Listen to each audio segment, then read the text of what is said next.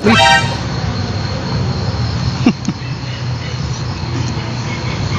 Magandang araw po sa inyo lahat. Masaya ako kasi po ay na-surprise ako doon sa comment ni Ma'am Ann Philanthropist doon sa aking video na remix. Ito po yung kanyang comment. Hindi ko po ito inaasahan na magko-comment siya sa aking remix video. Maraming salamat po Ma'am Ann Philanthropist, kasi ang buong akala ko po ay hindi niya ito makikita. Yan yung video na yan, kasi nahulog yung isipan ko na pwede pala yung ganon na i-post sa dalawang account yung isang video. Ayon sa aking napanood na video tutorial.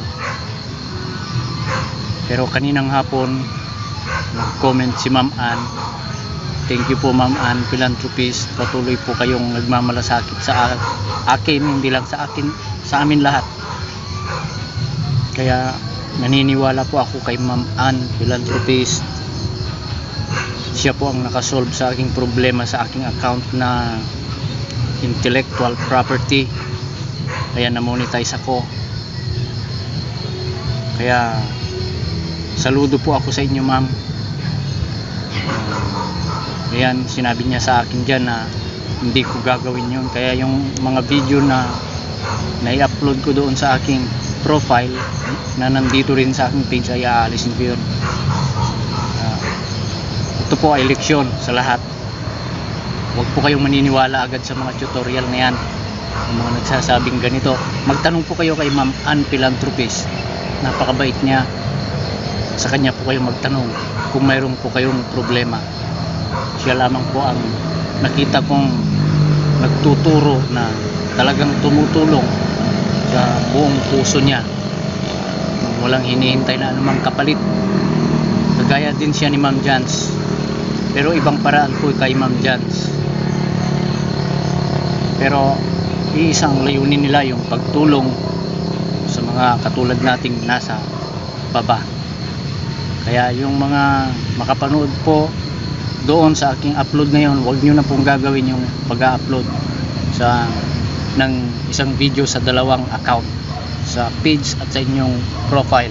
Masisira po kayo, magkakaroon po kayo ng mga violation.